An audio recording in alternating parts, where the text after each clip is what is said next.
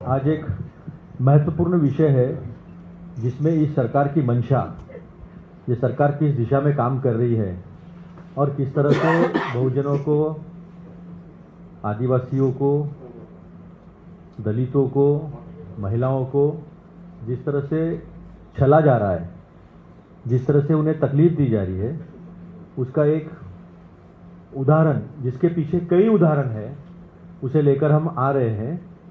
पहले हमारी सम्मानीय सांसद मुंबई की वर्षाताई गायकवाड़ जी, जो अध्यक्षा भी है मुंबई रीजनल कांग्रेस कमेटी की, वो पहले आपके सामने समक्ष अपना एक विषय रखेगी और उसके बाद मैं विषय रखूंगा। मैं विनती करता हूं वर्षाताई से कि वो अपनी बात रखें।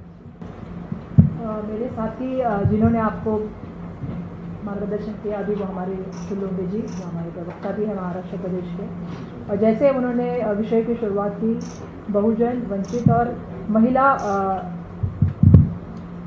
के लिए जिस तरह से जो है वो बीजेपी और आरएसएस की सोच है, वो आप सभी लोग भली भांति जानते हैं। आज इस पत्रकार परिषद के माध्यम से जो है मैं डॉक्टर संपदा मुंडे को न्याय दो, इस बात का आह्वान करने आई हूँ। 23 अक्टूबर को जब पूरा देश जो है वो भाई दूज मना रहा था, हमारे महाराष्ट्र में भी हम लोग सब समृद्धि के घर घर में दीप जला रहे थे। उसी वक्त हमने एक बेटी, एक बहन को खोया, जिसका नाम संपदा मुंडे है। मुझे उसकी थोड़ी पार्श्वभूमि आपको बतानी होगी कि संपदा मुंडे जो है वो एक निडर, कर्तव्यदक्ष, ईमानदार मेडिकल ऑफिसर थी।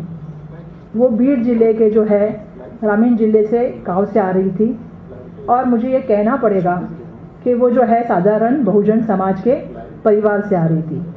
उनके पिताजी जो है वो छोटे किसान हैं, अपनी बेटी को पढ़ाने का सपना वो पूरा करना चाहते थे, और इसीलिए जो है उन्होंने अपनी ज़मीन जो है वो गिरवी रखी ताकि उनकी बेटी डॉक्टर बने।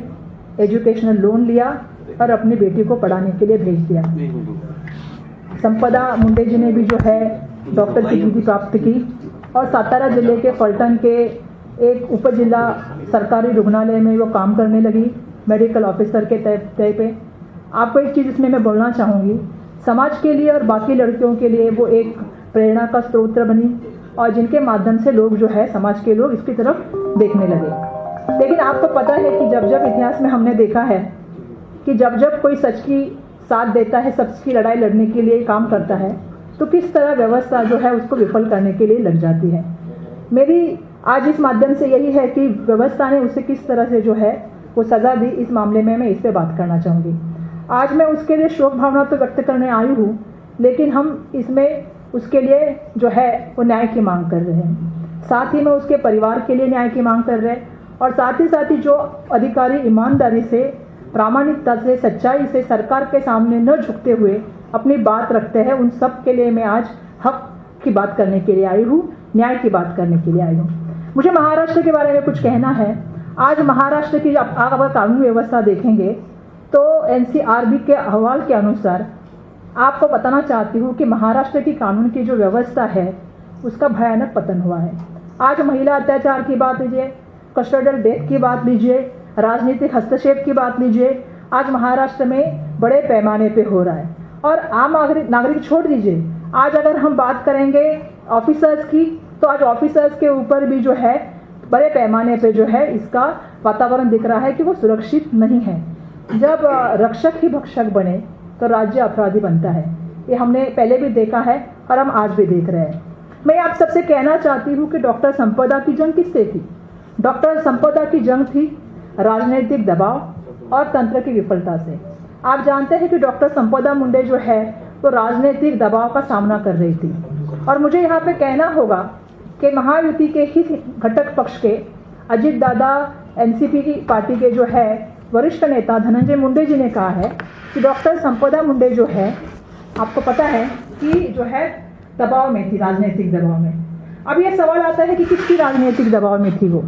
तो मुझे यहाँ पे कहना होगा कि भाजपा के पूर्व सांसद रंजीत सिंह नाइक निंबाळकर जी और उनके जो शुगर फैक्ट्री के पदाधिकारी हैं और उनके 2 सहसचिव हैं, इनके माध्यम से जो लोगों के ऊपर जो हमला किया जाता था, कामगारों के ऊपर, मजदूरों के ऊपर, उसके लिए उनके ऊपर प्रेशर डाला जाता था कि उनको फिटनेस सर्टिफिकेट दिया जाए। और इस फर्जी काम में डॉक्टर संपदा मुंडे उनके खिलाफ थी, उनका विरोध कर रही थी। उसके साथ साथ ये भी कहा गया उनसे कि जो पोस्टमार्टम रिपोर्ट है उसको भी बदला जाए। ये दादा का आदेश है। अब ये दादा कौन है आप समझ गए हो कि पूर्व सांसद की इसमें बात हो रही है। साथ ही में उनको ये भी कहा गया, धमकाया गया कि अगर आप नहीं देंगी तो जो है हम जो है इसके पूरा आपको सबक सिखाया जाएगा। इस तरह से धमकाने का काम हुआ, उनको अपमानित भी करने का काम हुआ कि ये जो लड़की है वो क्योंकि बीड़ जिले से आती थी, बहुजन समाज से आती थी, तो ये बीड़ जिले से है, जहाँ वहाँ आने वाले मजदूर भी बीड़ जिले से आते हैं, उस तो कामगार रहते हैं, तो ये फिटनेस सर्टिफिकेट नहीं देगी क्योंकि ये बीड़ वाली है। उनको इतना भी कहा गया, ब्लैकमेल भी किया गया कि अगर आप जो है इसको हम फिटनेस सर्टिफिकेट नहीं देंगी तो हमें जो है आपके वीडियो जो है वायरल करने पड़ेंगे। तो इस तरह से ब्लैकमेलिंग करने के बाद भी डॉक्टर संपदा मुंडे जी नहीं डरी। उन्होंने जो है पूरी तरह से, मैं बताना चाहती हूँ, इस सब चीज़ों का इनकार किया। उसके बाद उन्हें अपने वरिष्ठ जो अधिकारी है उनसे शिकायत की, पत्र लिखे, न्याय के लिए गुहार मांगी और इस मामले में उन्होंने, मैं सब डॉक्यूमेंट लेके आई हूँ, आज मेरे पास सब डॉक्यूमेंट है। 19 तारीख को जो है वो डॉक्टर संपदा जी ने जो है DYSP को एक पत्र लिखा। साथ ही साथ मैं बताना चाहूँगी कि ये जो 4 पन्ने वाला पत्र है, ये आपको मैं बताना चाहूँगी कि लास्ट में इसको सुसाइड नोट के साथ, जिसे आपने मालूम है कि उसको कंसिडर करने का काम किया है, जिसमें उन्होंने पूरी तरह से लिखा है कि राजनीतिक दबाव की वजह से जो है, आपको मैं बताना चाहूँगी कि उनको फर्जी सर्टिफिकेट देने के लिए मजबूर किया जा रहा है। उन्होंने ये बात वहाँ पे रखी है। और मैं उनके भाई का भी एक पत्र लेके यहाँ पे आई हूँ, जिन्होंने भी बताया है। साथ में मैं माहिती के अधिकार का भी कॉपी लेके आई हूँ, जिसमें संपदा मुंडे जी ने खुद इस बात का जो है पूरी तरह से ये किया है कि संपदा मुंडे जी ने कहा है कि मैं ये बताना चाहती हूँ कि ये जो मैंने केसेस की है, जो मैंने बातें की है बार बार, जिसकी मैंने चौकसी मांग की है, उस चौकसी मांग के लिए 19 जून से लेके 2025 से लेके 19 जून के मैंने 13 अगस्त तक जितने पत्र लिखे हैं, उस पत्रों के बारे में जो मुझे कोई कार्रवाई नहीं हुई है, इसकी मालूमात मिलनी चाहिए। उनके भाई ने भी उसी बात का जिक्र किया है, जिसका जिक्र मैंने आप सबके सामने रखा है। और मैं ये बताना चाहती हूँ आप सभी को, वरिष्ठ डॉक्टरों की जो है वो विभागीय जांच उनके ऊपर हुई। DYSP ने जो है उनके पत्रों को अनदेखा किया और ये जो व्यवस्था है, इस पूरी व्यवस्था ने जो है उनको विफल करने का काम किया। फिर वो इस बात को जो है उन्होंने लिखा है, अब तो ये सहन नहीं होता, मेरी मौत का ही यही कारण, यही न्याय दो। ये उन्होंने दोहार लगाई। उनके जो ये पत्र गए हैं, उनके जो लेटर ये गए हैं, जिसमें जैसा मैंने कहा कि माहिती के अधिकार के माध्यम से 19 जून में DYSP को, फिर जो कमेटी तकरार की आई उसका जो उन्होंने 4 पन्ने का एक्सप्लेनेशन किया, उसमें इन सभी में उन्होंने जो है पूर्व सांसद रंजीत सिंह नाइक निम्बालकर जी के बारे में उल्लेख किया है। लेकिन दुर्भाग्यवश आज भी उनको अटक नहीं हो पा रही, ये सब मुझे यहाँ पे कहना पड़ेगा। डॉक्टर संपदा के जो है अंतिम क्षणों की बात करते हैं। जब उनसे कागज छीन लिया गया तो आपको पता है कि उनका हाथ बोल उठा। आपको पता है कि जब सुसाइड नोट आई डॉक्टर संपदा की, उस सुसाइड नोट जो है वो हाथ पे लिखा हुआ, जिसका फोटो मैं लाई हूँ, आपने सबने देखा होगा। उनका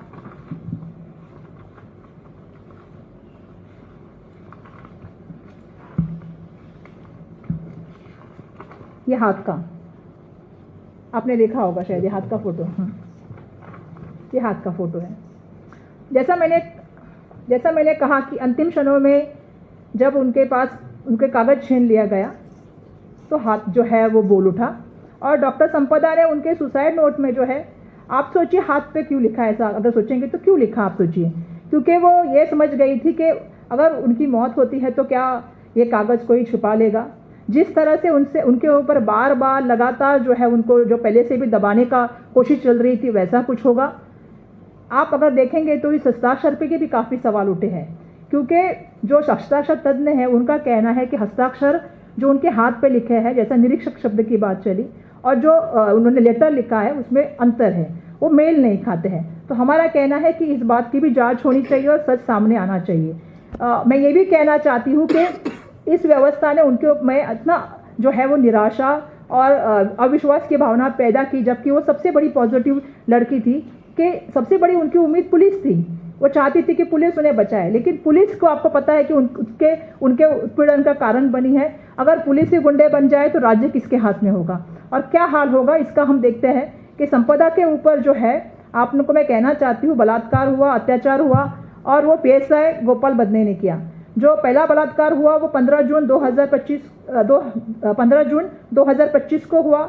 दूसरा बलात्कार जो हुआ वो 10 जुलाई 2025 को हुआ। तीसरा बलात्कार 5 अगस्त 2025 को हुआ। चौथा बलात्कार 20 सितंबर 2025 को हुआ। और इसमें जो है उसको ब्लैकमेलिंग और धमकाने का काम किया। प्रशांत बनकर का भी नाम आया, जो शारीरिक और मानसिक उनका जो है वो उत्पीड़न करते थे, मारपीट करते थे, उनका अपमान करते थे, गाली गलौज करते थे। अगर आत्महत्या की बात निकले तो ये मैं कहना चाहूँगी कि आत्महत्या नहीं है, ये इंस्टीट्यूशनल हत्या है। ये हमारा पहले तो कहना है। मैं और भी चीज़ें कहना चाहती हूँ कि साजिश और दबाव का किस तरह से जाल बुना जाता है। हमारे राज्य के मुख्यमंत्री देवेंद्र फडणवीस जी जो है 2 दिन बाद फलटन गए। फलटन में मीटिंग आयोजित की।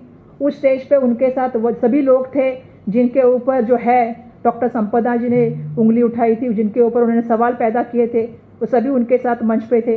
वो मंच पे गए, उन्होंने मंच पे भाषण किया कि अगर मुझे इस चीज़ में कुछ गलत दिखता तो मैं यहाँ पे नहीं आता।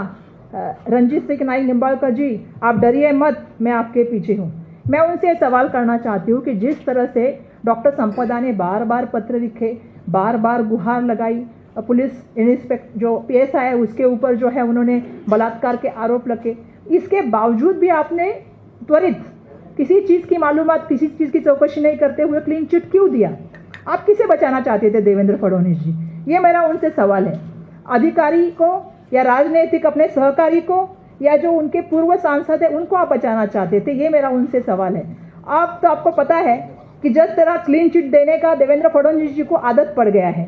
जैसे आपको पता है कि परभणी में सूर्यवंशी की जो केस थी जिसमें पुलिस कस्टडी में उनकी मौत हुई थी, जिसके बारे में भी जो है आके उन्होंने जो है क्लीन चिट देने का काम किया था। आरएसएस और भाजपा की भूमिका हमेशा यही रही है, महिलाओं को, बहुजन वर्ग की जब बात आती है तो पीड़िता के साथ न खड़े होते हुए प्रस्तावित जो व्यवस्था होती है उसके साथ वो खड़ा रहने का हमेशा ही काम करते हैं। आप कोटरा का एग्जाम्पल दीजिए, बहुत सारी चीज़ों में आपको दिखेगा कि आरएसएस और बीजेपी की यही भूमिका रही है। उसके बाद 2 लड़कियां सामने आई, जिसका वर्षा आगावने और हर्षा आगावने जी 2 लड़कियां सामने आई, जिसका वीडियो भी आया है, जो वीडियो मैं दिखाना चाहूँगी।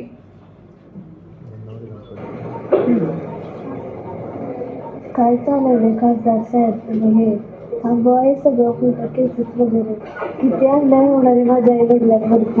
माझ्या ह्याच्या हे इलाजासाठी माझे आई वडील सगळीकडे फिरताय।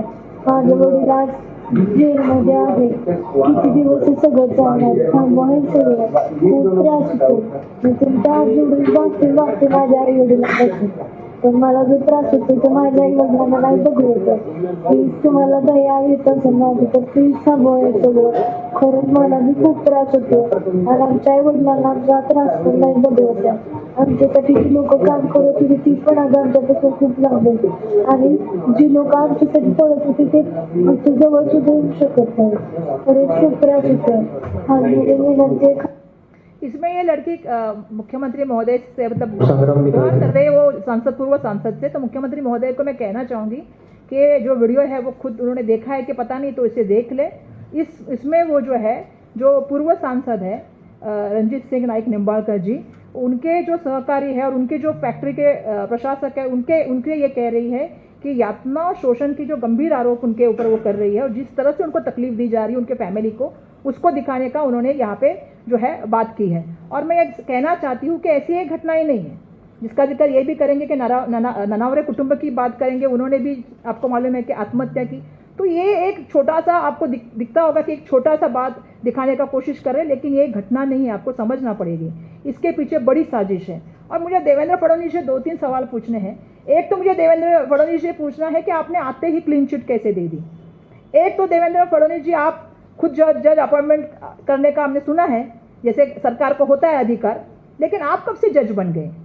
एक तरफ आप लाडली बहन की बात करेंगे, एक तरफ आप 1500 रुपये देने की बात करेंगे और दूसरी तरफ आप कोई बहन को जो है वो न्याय देने की बात नहीं कर रहे, उसके लिए इंसाफ करने की बात नहीं कर रहे, उसके जो पत्र आए हैं, उसका जो डॉक्यूमेंटेशन आया है उसके ऊपर आप कोई चौकसी करने की बात नहीं कर रहे।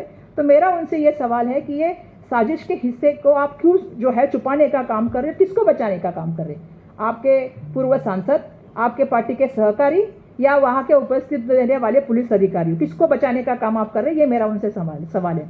आज खुले तौर पे जो है सच की मांग यही है कि यह आत्महत्या नहीं है, यह हत्या है। और डॉक्टर संपदा मुंडे के मौत के पीछे कौन है, उसको बचाने के लिए सरकार और पुलिस यंत्रणा क्यों इतनी काम कर रही है, इसके ऊपर भी बहुत सारे सवाल उठ रहे हैं। जिन अधिकारियों ने संपदा मुंडे की याचिका के तरफ देखा नहीं, उसको फॉलो किया नहीं, उनको जो है सातारा जिले में उनके पास ही ये जो केस है उसकी जांच दी गई है। तो हमारा और उनके परिवार का भी कहना है, संपदा के परिवार का कहना है कि ये आत्महत्या नहीं है, ये हत्या है। तो इसे जो है वो पूरी तरह से जो है निष्पक्ष तरीके से जो है स्वतंत्र और उच्च स्तरीय की जांच होनी चाहिए। ये उनके जो है वो परिवार की मांग है और मैं समझती हूँ कि उसका साजिश जो इसके पीछे का षड्यंत्र है उसका भी पर्दाफाश होना चाहिए, ये भी उनके परिवार की मांग है। उनका कहना है हमें संवेदना नहीं, हमें न्याय चाहिए। तो मैं अपेक्षा करती हूँ कि मुझे न्याय मिले, लेकिन महिला आयोग की जो शर्मनाक रवैया रहा इसमें, उसके ऊपर भी मैं बात करना चाहती हूँ। राज्य महिला आयोग की हमारी अध्यक्षा पलटन में गई और उसके बाद जो उन्होंने 2 घंटे पुलिसों के साथ पूरा वक्त बिताया और उनकी प्रेस कॉन्फ्रेंस आई। मुझे उनसे एक सवाल पूछना था कि उन्होंने पीड़ित लड़की के माता पिता से क्यों बात नहीं की, ना उनसे कोई मुलाकात की, ना उनसे आपने कुछ बात करने के बगैर ही आपका भूमिका क्या थी। मेरा एक सवाल है कि राज्य महिला आयोग का भूमिका क्या है, महिलाओं को सबल बनाना, महिलाओं के प्रति जो है कानून में किस तरह से बदलाव करना चाहिए, उनको सशक्त कैसे करना चाहिए, उसके लिए काम करना। लेकिन दुर्भाग्यवश हमने ये देखा कि उन्होंने पूरी तरह से जो है उल्टा डॉक्टर संपदा के जो है चरित्र हनन के ऊपर जो है बात की। और मैं इस बात को उठाना भी चाहती हूँ कि जो संस्थाएं महिला की रक्षा के लिए होनी चाहिए वो आज सत्ता की ढाल बन के क्यों बैठी हैं। तो कहीं ना कहीं मैं इसके ऊपर भी सवाल उठाना चाहती हूँ। मेरा कहना यह है कि हमारे नेता आदरणीय राहुल गांधी जी ने व्यक्तिगत स्वरूप से जो है डॉक्टर संपदा के परिवार से बात की और उन्हें आश्वस्त किया कि कांग्रेस पार्टी जो है उनके साथ खड़ी रहेगी, जब तक उनको न्याय नहीं मिलेगा तब तक कांग्रेस पार्टी उनके साथ लड़ेगी। साथ ही हमारे महाराष्ट्र प्रदेश के अध्यक्ष और IYC के अध्यक्ष भी उनसे मिलने गए, फैमिली से उनको सांत्वनित किया। तो हम मांग ही आज इसके माध्यम से जो कर रहे हैं वो मांग, सबसे पहली मांग तो हमारी ये है कि सभी चीज़ों की जो है वो सच्चाई सामने होनी चाहिए। एक इंडिपेंडेंट SIT या एक जो है जिसका मैं जिक्र करना चाहूँगी कि न्यायालयिक हाईकोर्ट की कमेटी, इसके माध्यम से इंक्वायरी होनी चाहिए या CBI के माध्यम से इसकी इंक्वायरी होनी चाहिए। जो सुसाइड नोट जो आया है उसमें जिन जिन आरोपियों का नाम है उनको तत्काल गिरफ्तार करना चाहिए। PSI गोपाल बडने, प्रशांत बनकर और साथ ही में रंजीत सिंह नाइक निम्बाड़कर, इनके साथ और जिनके जिनके उसमें नाम है उनके ऊपर जो है गिरफ्तारी की कार्रवाई होनी चाहिए। मैं आपसे ये भी कहना चाहूँगी कि जिस तरह से देवेंद्र फडणवीस ने आके आपको पता है कि वहाँ पे जो क्लीन चिट देने का काम किया विदाउट किसी इंक्वायरी के, तो मैं चाहूँगी कि उन्होंने भी माफ़ी मांगनी चाहिए। एक महिला का इसमें मौत हुई है और कोई किसी भी तरह का जो है एक्सप्लेनेशन नहीं करते हुए, इंक्वायरी नहीं करते हुए उन्होंने एक दबाव यंत्र और एक साजिश को सपोर्ट करने का काम किया है क्या, इसके ऊपर भी बात होनी चाहिए। और पीड़ित परिवार को वित्तीय मदद और सुरक्षा मिलनी चाहिए, ये भी हम यहाँ से बताना चाहेंगे। जो वरिष्ठ ऑफिसर जो थे या DYSP थे जिन्होंने इसमें जितना ध्यान देना था उतना ध्यान दिया नहीं, उनके ऊपर भी मैं कहूँगी कि विभागीय कार्रवाई होनी चाहिए, ये हमारी मांग है। साथ में डॉक्टर संपदा मुंडे की स्मृति में महिला डॉक्टर सुरक्षा अधिनियम की भी है जो उसके निर्माण होना चाहिए। मैं सिर्फ इतना ही अंत में कहना चाहूँगी कि जैसे मैंने शुरुआत में कहा कि उस दिन भाई दूज थे और बहन की रक्षा करना, बेटी की रक्षा करना हम सबका कर्तव्य है, लेकिन दुर्भाग्यवश उसी दिन ये घटना हो गई। तो मैं ये बताना चाहती हूँ कि डॉक्टर संपदा मुंडे का मृत्यु जो है वो त्रासदी नहीं है, महाराष्ट्र की आत्मा की परीक्षा है। महाराष्ट्र में आज भी न्याय जिंदा है और इसलिए हम आने वाले दिनों में इसके लिए जब तक दोषियों को गिरफ्तारी नहीं होगी हम लड़ाई लड़ते रहेंगे।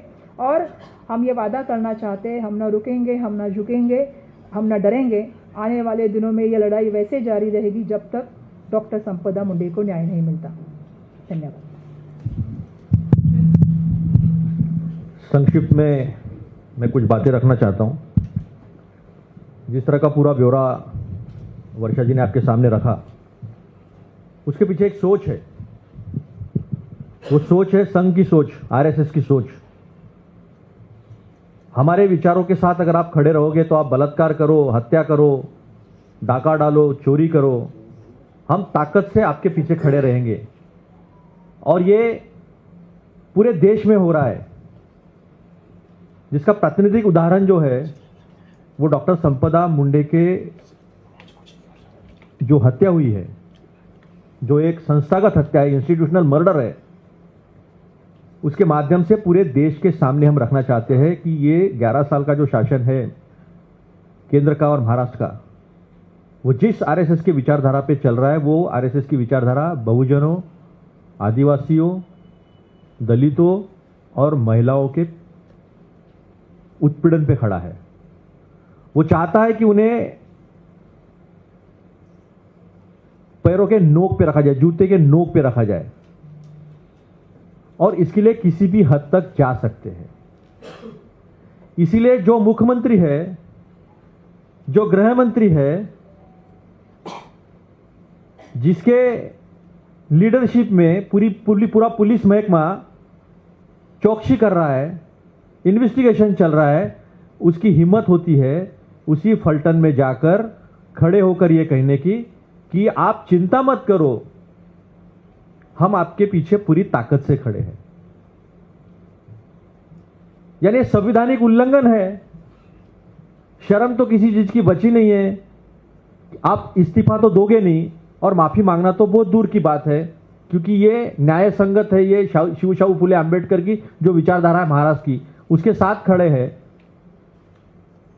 और ये उसके खिलाफ खड़े हैं, तो ये कभी माफी मांगेंगे या इस्तीफा देंगे ऐसा लगता नहीं। मैं तो सीधा सीधा कहता हूं, देवेंद्र फडणवीस जी को महाराष्ट्र का मुख्यमंत्री और गृह मंत्री रहने का कोई भी नैतिक और संवैधानिक अधिकार रहा नहीं। उन्होंने तुरंत इस्तीफा देके बाजू हो जाना चाहिए। अगर ऐसा अमित शाह जी या नरेंद्र मोदी जी नहीं कर सकते हैं, तो यह तय होता है कि एक लड़की पर, जो गरीब किसान की लड़की है, जिसने अपनी जमीन गिरवी रखकर उसे डॉक्टर बनाया, उसने भी अपने माता पिता के सपने पूरे किए, और एक लड़की बहुजन समाज की जब पढ़ लिख कर आगे आती है तो पूरे बहुजन समाज के लिए वो इंस्पिरेशन बनती है, प्रेरणा बनती है।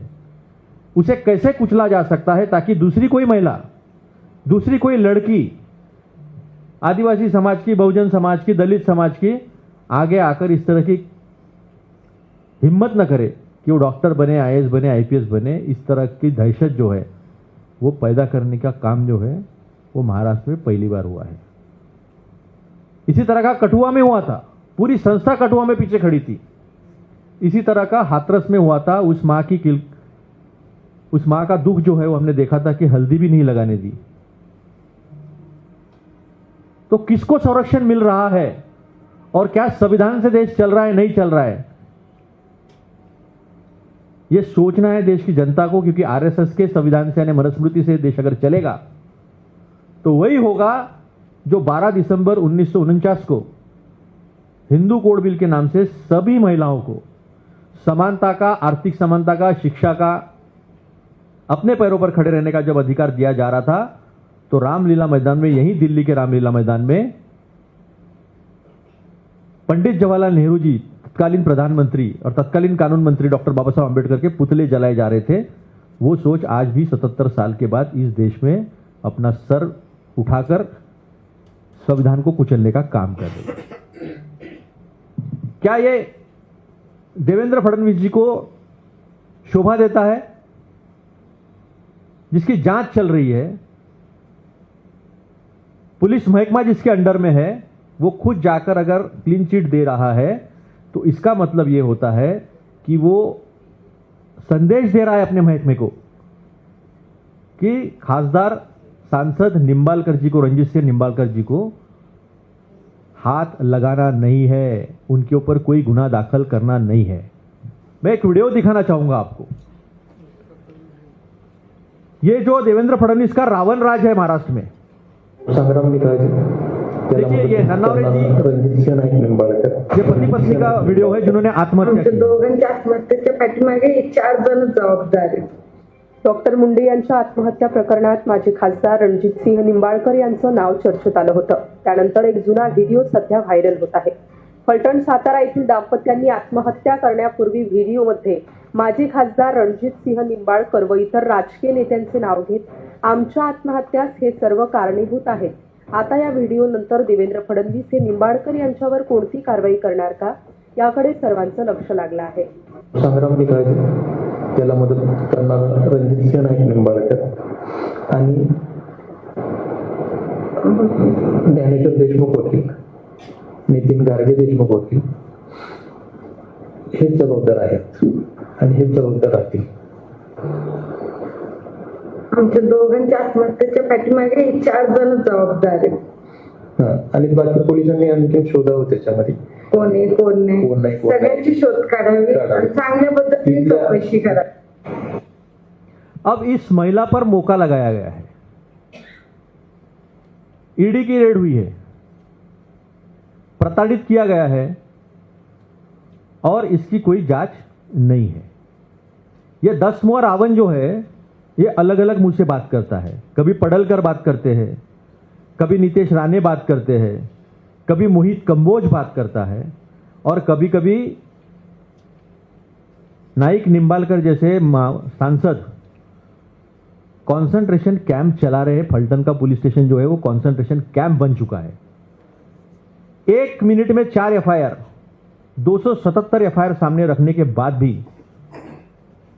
अगर महाराष्ट्र के मुख्यमंत्री का कलेजा अगर नहीं थर्राता होगा, नहीं पसीजता होगा,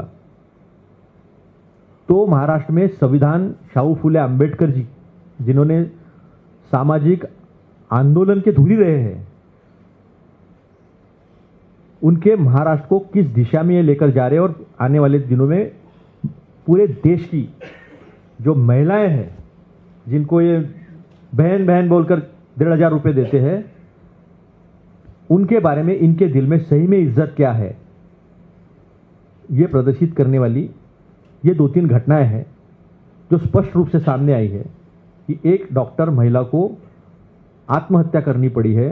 पढ़ी लिखी डॉक्टर महिला को अपने हाथ पे सुसाइड नोट लिखनी पड़ती है, जिसे डाइंग डिक्लेरेशन भी कहते हैं. 2 डाइंग डिक्लेरेशन आपके सामने रखे हैं, तीसरा आपके सामने हाथ में जो लिखा है उसने वो रखा है. और उसके बावजूद अगर नाइक निंबालकर सांसद, ये केवल बीजेपी का सांसद है, इसलिए अगर स्पॉट फ्री घूमता होगा तो इस देश का संविधान बचा है क्या, संविधान से ये देश चल रहा है क्या, इस पे कई सवालिया निशान खड़े होते हैं. हम मांग करते हैं ऐसी एसआईटी फॉर्म की जाए जिसे सीबीआई के समकक्ष पूरे पावर दिए जाए. वो तटस्थ पुलिस हो, पलटन के ना हो. जो डीवाईएसपी है, जो पीएसआई है, जो बनकर है, उनकी पूरी तरह से जांच हो, विभागीय जांच हो पुलिस अधिकारियों की, एसपी की भी जांच हो कि उसकी भूमिका क्या रही है, राजनीतिक दबाव किस तरह से आया है, और देवेंद्र फडणवीस जी जो कि मुख्यमंत्री है उन्होंने क्लीन चिट देने की हिमाकत कैसे की, उसके पीछे क्या राजनीतिक षड्यंत्र था, इसको भी जांच के दायरे में लाया जाए. आरएसएस के राज से, आरएसएस के विचार से, आरएसएस के मनुस्मृति से ये देश नहीं चलेगा. इसका संज्ञान खुद हमारे नेता प्रतिपक्ष राहुल गांधी जी ने लिया है. उन्होंने परिवार को वादा किया है कि आपकी न्याय की लड़ाई में हम आखिरी तक आपके साथ में खड़े रहेंगे. हमारे प्रदेश अध्यक्ष सामान्य हर्षवर्धन जी सबकाल वहां जाकर आए, उनके साथ में भानुचिप जी थे, हमारे युवक कांग्रेस के राष्ट्रीय अध्यक्ष, सारे कार्यकर्तागण थे. उसके पहले हमारी सांसद सोलापुर की प्रणीति शिंदे जी, हमारी पूर्व सांसद और हिमाचल की प्रभारी सम्माननीय रजनीताई पाटिल, ये सब लोग जाकर आए हैं. जगह जगह इसका निषेध भी हुआ है, लेकिन ये सरकार टस की मस नहीं होती है. ताकत से भ्रष्टाचारियों के पीछे, बलात्कारियों के पीछे, लुटेरों गुंडों के पीछे ये सरकार खड़ी रहती है. तो आज महाराष्ट्र के बहनों के मन में है कि देवा भाऊ है, ये देवा गुंडा है. ये छवि जो है वो देवेंद्र फडणवीस ने अपनी बना ली है. तो ये जो मांग हमने की है वो पूरे राष्ट्र के सामने रखी है, देश के सामने रखी है. और जिस तरह से निर्भया कांड के बाद एक कानून बना था, उसी तरह का कानून डॉक्टर महिलाओं के लिए पीड़िता के नाम से बनाया जाए, सख्त कानून बनाया जाए. और किसी भी तरह से कोई भी राजनीतिक दबाव में गन्ना मजदूर हो, उनके मुकादम हो, कॉन्ट्रैक्टर, उनके ऊपर दबाव डालने का जो वसूली का कार्यक्रम चलता है, ऐसे किसी भी क्षेत्र में डॉक्टर पर दबाव ना आए, फिटनेस सर्टिफिकेट देने के लिए उनके ऊपर बलात्कार ना हो। चारों बलात्कार कब हुए सारा सामने रखा है। यह हमारी मांग है और अगर ये जल्दी नहीं होता है, अगर उनको न्याय नहीं मिलता है, तो राहुल जी के नेतृत्व में बहुत बड़ा आंदोलन जो है वो हम महाराष्ट्र में खड़ा करेंगे। धन्यवाद। सवाल होंगे तो पूछिए। सर, एक सवाल ऐसा है कि जो अभी आपने जिनके ऊपर आरोप किए, रणजीत सिंह नाईक निंबाळकर या ऐसे कोई पॉलिटिशियन हो, ये तो अलग अलग पार्टी में रह चुके हैं। पहले वो कांग्रेस में भी थे 5 साल पहले, अभी भाजपा में आए हैं, फिर वो कहीं और दूसरे पार्टी में जाएंगे। तो इसके ऊपर परमानेंट सोल्यूशन आपको क्या लगता है? क्योंकि एक जमाने में तो वो कांग्रेस में भी रह चुके हैं, तभी भी वो ऐसे ही थे या अभी बिगड़ गए? उनकी हिम्मत थी क्या तब ऐसा करने की? कांग्रेस में इस्तीफे होते हैं, कांग्रेस में पद से तुरंत हटाया जाता है। और आपने देखा है 2014 के पहले कितने इस्तीफे हुए हैं, जिन जिन पर आरोप हुआ इस्तीफे हुए हैं। इसलिए तो मैंने शुरुआत की, क्या बलात्कार करो, खून करो, डाका डालो, आपको पूरा संरक्षण है। क्या मेरे एक नेता का नाम बता दो कि जब कांग्रेस के नेताओं पे आरोप लगे हैं, मेरे एक नेता का नाम बताओ किसने क्लीन चिट दी होगी। और ये देवेंद्र फडणवीस जी ने पहली बार क्लीन चिट नहीं दी है। आप तो महाराष्ट्र से हो, आप जानते हो चिक्की ताई किसको कहते हैं।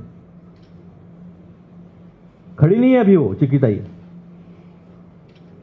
और चॉकलेट भाऊ भी खड़ा नहीं है।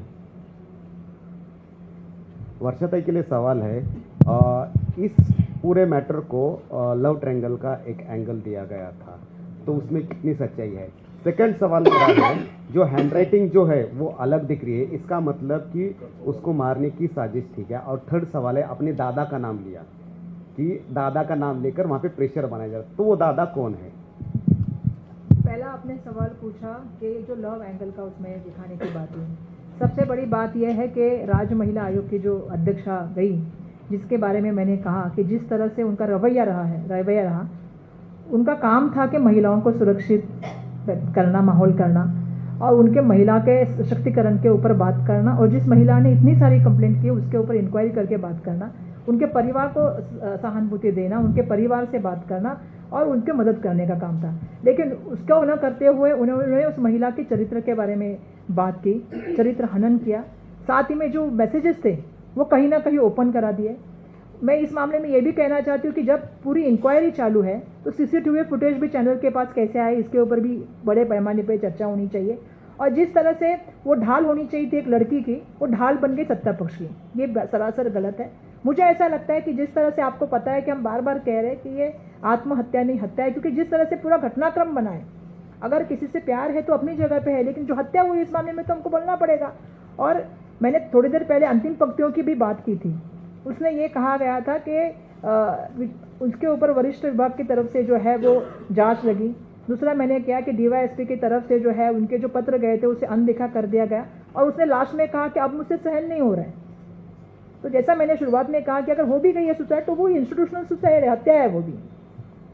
तो इसके पूरा हत्या के पीछे जो है साजिश है, उसके ऊपर पूरी इंक्वायरी होनी चाहिए थी। उसके ऊपर बात न करते हुए राज्य महिला आयोग की अध्यक्षा ने पूरा अलग दिशा में उसको लेके जाने का काम किया। तो पहला सवाल का ये है कि अगर किसी का प्यार है तो इसका मतलब उसकी हत्या का उससे संबंध नहीं आप जोड़ सकते। इसका पूरा आपको इंक्वायरी करना पड़ेगा। आपने जो उसके चैट क्या कहते हैं पूरे पब्लिक में कही वो गलत था। इंक्वायरी चल रही है, आप इंक्वायरी की नहीं है, जज है, सिस्टम है, जुडिशरी है, वो अपना निर्णय कर लेगी।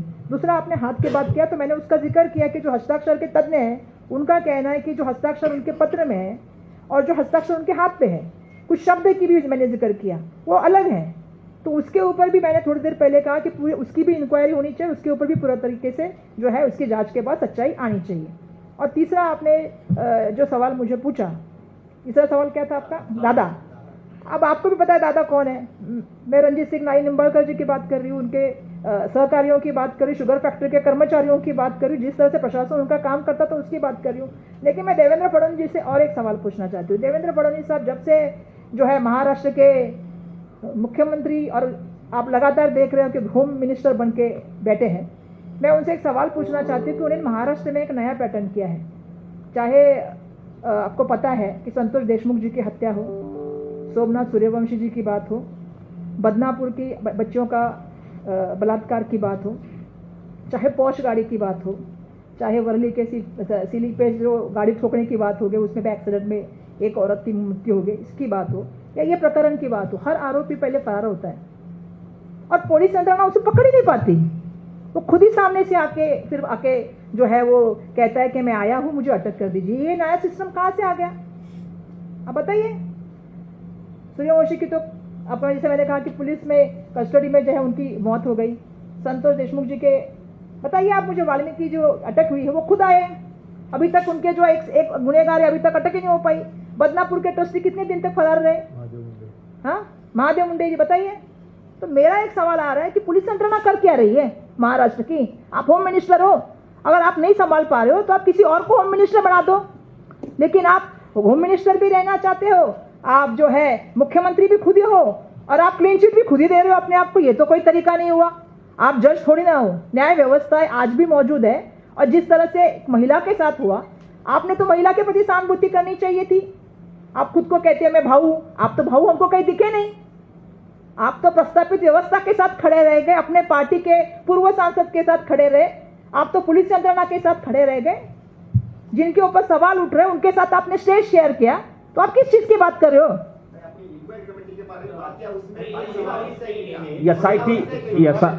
एसआईटी स्थापन करने की आप दोनों बात कर रहे हैं। जिस तरह से माहौल पूरे देश में है, महाराष्ट्र में भी जिस तरह से माहौल है, क्या आपको लगता कि आपकी मांग पूरी होगी क्या? अगर नहीं होती है तो आपके सामने क्या रास्ते हैं? आंदोलन। इतना स्पष्ट तरीके से उस महिला ने लिखा है, चौथा बलात्कार जब 20 दिसंबर को हुआ, उसमें लिखा है थाने में बुलाकर फिर हमला, कहा अभी फिटनेस नहीं दिया, देख लो इसके बाद ब्लैकमेल, वीडियो वायरल कर दूंगा। इतने स्पष्ट तरीके से हाथ पे लिखा हुआ डाइंग डिक्लेरेशन है, उसके ऊपर कार्रवाई नहीं होती है। क्या जनता ये सहन करेगी? क्या इस देश की महिलाएं,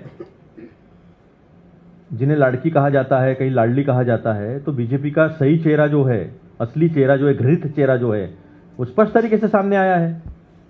और कितने सबूत सामने रखना चाहिए?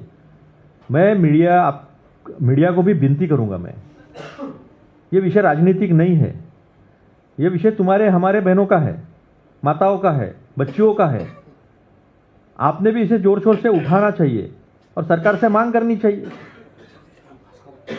सरकार को बाध्य करना चाहिए, हमारे साथ मिलकर हमारा साथ देना चाहिए, क्योंकि ये महिलाओं के अधिकार का सवाल है, बहुजनों के अधिकार का सवाल है। मजदूरों को मारा जाता है, पीटा जाता है, फिटनेस सर्टिफिकेट जबरन लिया जाता है और फिर उनको बदनाम करने की कोशिश की जाती है। ये घिनौनी हरकत नहीं है। एक महिला आयोग की अध्यक्ष है, सदस्य, आपने पूछा कि महिला सदस्य की मांग करोगे क्या आप, तो ये एक घिनौनी सोच है। यह महिला पुरुष से परे है। महिला अध्यक्ष जाकर वहां कहती है, लांछन लगाती है उसके चरित्र पर, तो क्या महिला और क्या पुरुष? सोच की बात है, ये न्याय देने की बात है, न्याय संगत बात करने की बात है। तो हमारी मांग है न्याय मिले। अब सपने तो वापस ला नहीं सकते। माता पिता ने जमीन गिरवी रखी, जमीन गिरवी रखकर उसको डॉक्टर बनाया, उसने भी सपने पूरे किए। और आप सब लोग महाराष्ट्र के लोग जानते हो, 32 लाख लोग, उसमें ज़्यादातर 90% किसानों के बच्चे और बच्चियां जो है वो पढ़ाई कर रही है एमपीएससी की, अलग अलग कॉम्पिटिटिव एग्जामिनेशंस की। वो ऐसे ही किसी ने गहने बेचे, किसी माँ ने, किसी ने खेती बेची है, किसी ने खेती गिरवी रखी है और अपने अपने सपने पूरे करने के लिए आते हैं। और अगर उनके साथ ऐसा सिला होता होगा, सिस्टमिक मर्डर होते होंगे, कस्टोडियल मर्डर होते होंगे, तो उसके पीछे खड़ा रहना अपना काम है।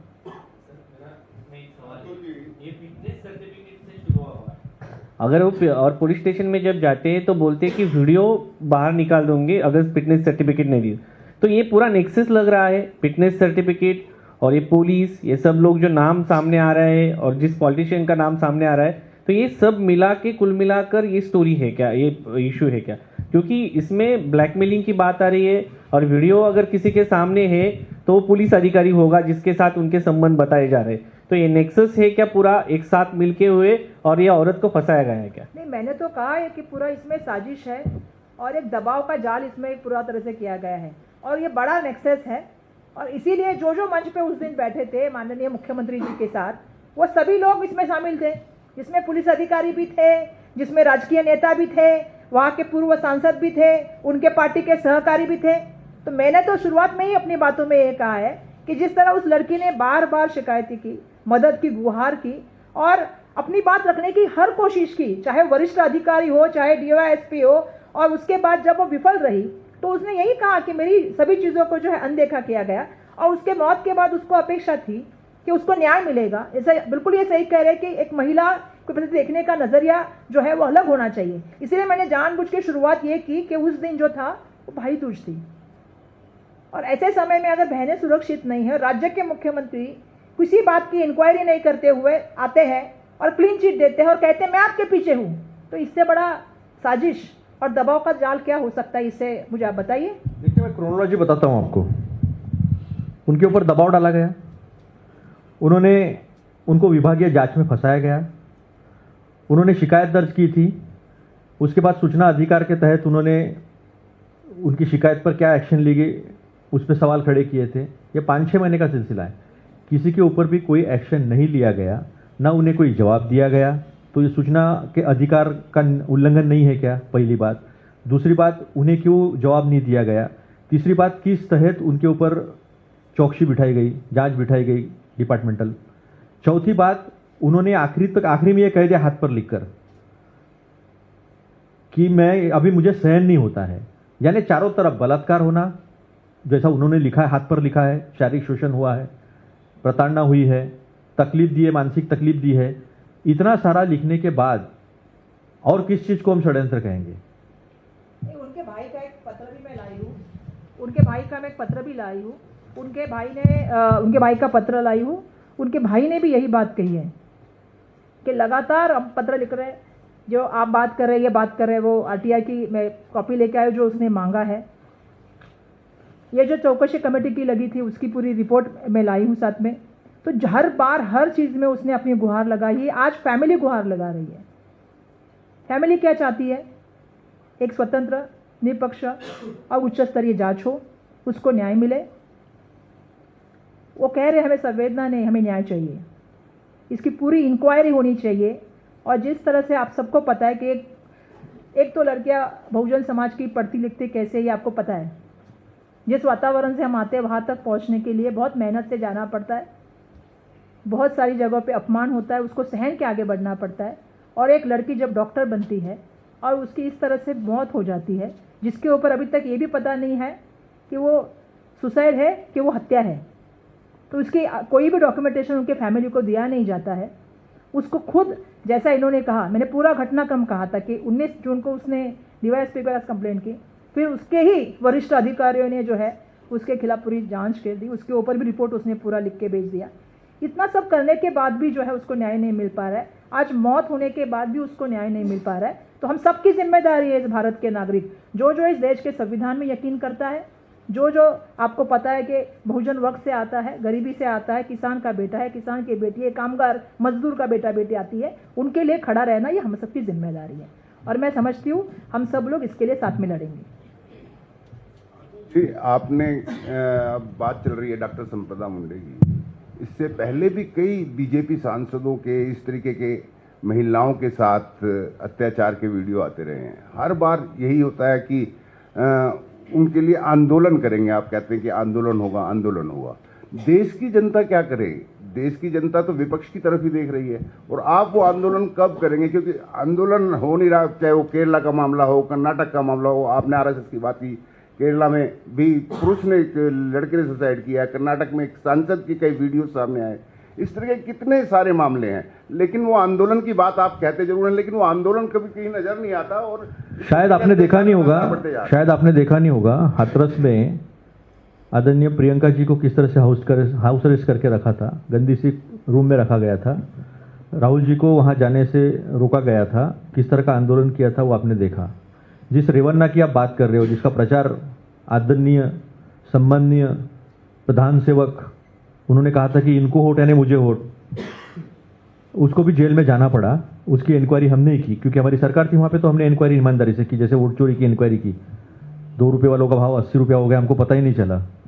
शायद उनको डीए दिया होगा, डियरनेस अलाउंस। और इन्होंने तो परचम ऑस्ट्रेलिया में फड़काया है। बालेश धनखड़ आपको पता होगा, ओवरसीज का उपाध्यक्ष, 5 महिलाओं को नौकरी का जासा देकर बलात्कार किया, 40 साल की सजा हुई, वो भी मुद्दा हमने उठाया है। तो आंदोलन एक प्रतीकात्मक भूमिका होती है जो प्रतिपक्ष के हाथ में होती है। दूसरी भूमिका आंदोलन की ये होती है कि संसद में उस मुद्दे को उठाया जाए। तीसरी भूमिका होती है विधानसभा में उस मुद्दे को उठाया जाए, सड़कों पे उठाया जाए। सड़कों पे तो उठाया जा रहा है। उनका घर है बीड़ जिले की है, प्रताड़ित किया गया। देखो, भाषा के नाम पे, जात के नाम पर, धर्म के नाम पर प्रताड़ित करने की तो चल ही रहा है। सांसद ने कहा ये बीड़ की है,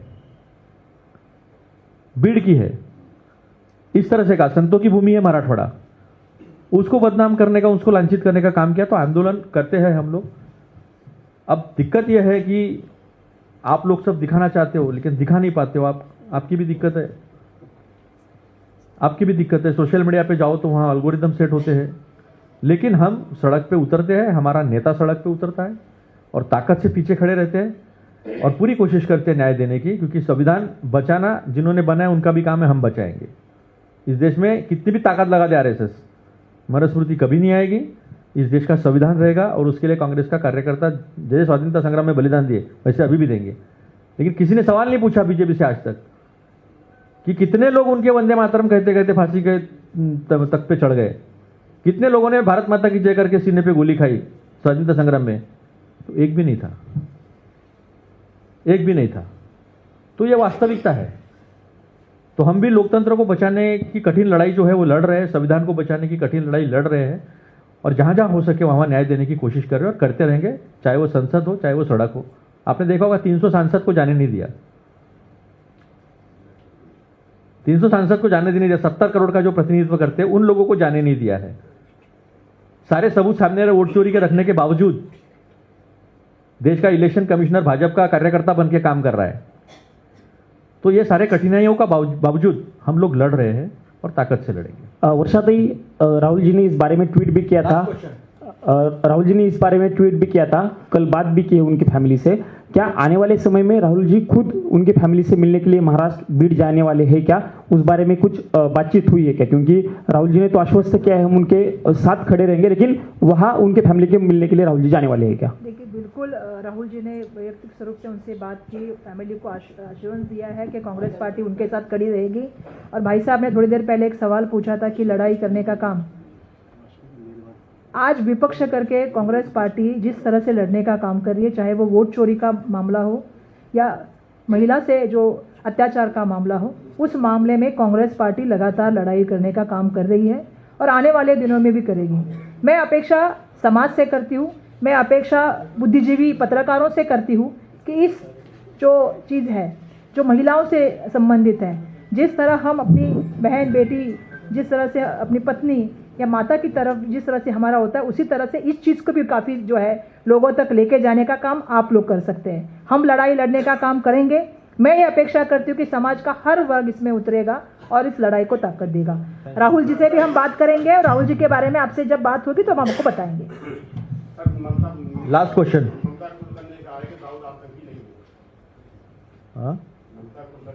भाई साहब, आप आज डॉक्टर संपदा मुंडे के ऊपर बात कीजिए। एक औरत, एक महिला डॉक्टर की मौत हुई है और इतनी बड़ी महत्वपूर्ण बात में आप